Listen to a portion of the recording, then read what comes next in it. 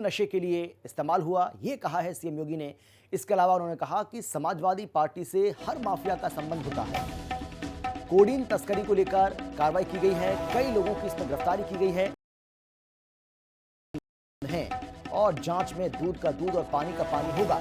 CM योगी ने अखिलेश को शायरी के अंदाज में जवाब दिया है, यानी कि शायरी के जरिए उन्होंने जवाब दिया है, यही कसूर मैं बार बार करता रहा, धूल चेहरे पर थी और आईना साफ करता रहा, ये कहा है सीएम योगी ने। तो बड़ी जानकारी आपको दे रहे हैं, बड़ी खबर आपको बता रहे हैं और देखिए ये तस्वीर भी आपको दिखा रहे हैं। बताया जा रहा है कि कोडीन कफ सिरप मामले में जो आरोपी है उसका अखिलेश यादव के साथ ये फोटो भी आप यहां पर देख पा रहे हैं और इसी को लेकर सीएम योगी ने अखिलेश यादव को कटघरे में खड़ा किया। यह एनडीपीएस के अंतर्गत आने वाला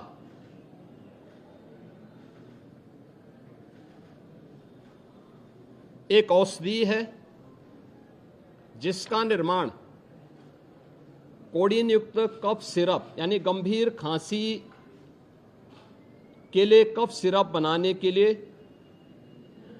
उपयोग होता है, लेकिन सेंट्रल नारकोटिक्स ब्यूरो के द्वारा इसे केवल उन्हीं औषधियों के निर्माण के लिए आवंटित किया जाता है। इसके लिए उसका कोटा, उसका आवंटन, ये सभी सेंट्रल नारकोटिक्स ब्यूरो के द्वारा तय होते हैं। इस मामले इसकी यह कफ सिरप तमाम जगहों पर नशीले पदार्थों के रूप में इसके दुरुपयोग की शिकायतों के बाद इस पे हम लोगों ने कार्रवाई की थी, क्योंकि अवैध रूप से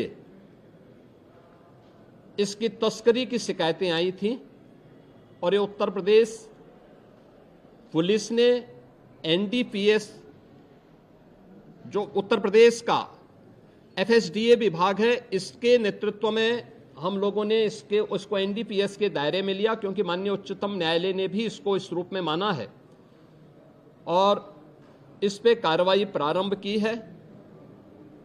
यह कार्रवाई उत्तर प्रदेश सरकार के द्वारा एफएसडीए, यूपी पुलिस और एसटीएफ इनके द्वारा प्रारंभ की गई है, जिसमें अब तक हम लोग काफी बड़े पैमाने पर इसके अवैध तस्करी के प्रकरण को पकड़े हैं और इसमें व्यापक गिरफ्तारियां भी हुई हैं। यह हर व्यक्ति जानता है कि हर माफिया के संबंध समाजवादी पार्टी से रहे हैं और मुझे लगता है आज विधानसभा में तो कार्रवाई संभवतः नहीं चलेगी, क्योंकि विधानसभा के हमारे एक सिटिंग माननीय सदस्य के आकस्मिक निधन के कारण वहां कॉन्डोलेंस होगा, लेकिन विधान परिषद में हमारे विधान परिषद के नेता सदन इस मुद्दे को वहां पर अगर उठेगा तो जरूर इस मुद्दे को वहां पे रखेंगे, अन्यथा हमारी ओर से कोई माननीय सदस्य बाहर भी अगर सदन में उठेगा ठीक है, बाहर उठेगा तो बाहर भी उसका जवाब देगा।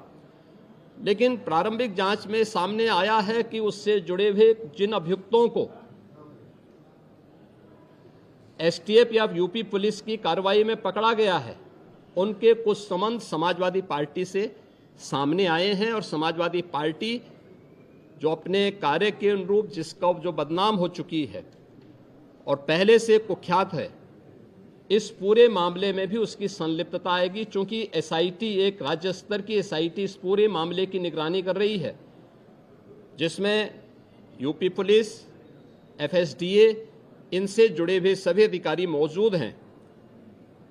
इनके अवैध रूप से तस्करी के साथ साथ इससे जुड़े हुए अन्य जो महत्वपूर्ण पहलू होंगे, किन किन लोगों के पास ये धन गया है, ये बातें भी सबके सामने आएंगी और इस बारे में पूरी रिपोर्ट आने के बाद ही इसके बारे में कुछ कहा जा सकता है। लेकिन ये जरूर मैं कह सकता हूं कि जो सपा प्रमुख के द्वारा कहा जा रहा है ये वही स्थिति है कि यही कसूर मैं बार बार करता रहा, धूल चेहरे पर थी और आईना साफ करता रहा। यानी तो स्वाभाविक रूप से अवैध लेन देन में भी संलिप्तता कहीं ना कहीं सामने आएगी। जांच आने दीजिए, दूध का दूध और पानी का पानी सबके सामने आएगा। और कप सिरप पर बोले हैं डिप्टी सीएम ब्रजेश पाठक। इस मामले को लेकर डिप्टी सीएम ब्रजेश पाठक भी बोले और उन्होंने कहा कि वांछित लोग समाजवादी पार्टी के करीबी हैं। ये कहा है ब्रजेश पाठक ने। और पूरी पार्टी एक परिवार चला रहा है। इसके अलावा ये सिर्फ दूसरों पर आरोप लगाते हैं। यूपी के उप मुख्यमंत्री ब्रजेश पाठक ने भी कप सिरप मामले को लेकर समाजवादी पार्टी के ऊपर जोरदार तरीके से निशाना साधा है।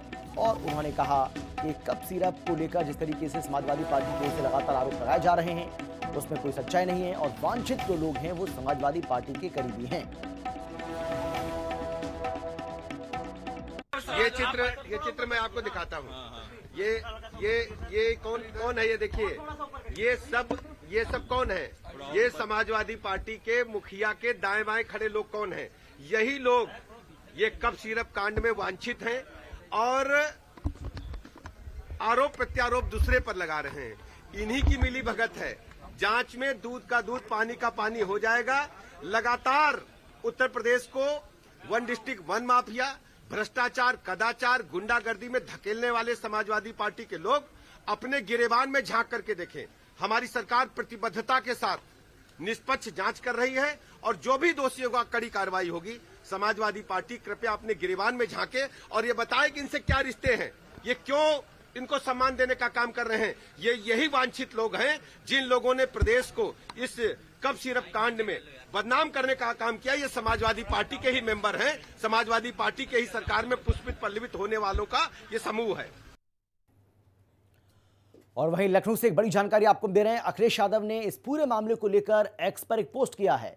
जब खुद फंस जाओ इल्जाम दूसरे पर लगाओ, ये कहा है अखिलेश यादव ने। ये खेल बहुत पुराना है, हुक्मरान कोई नई बात बताओ।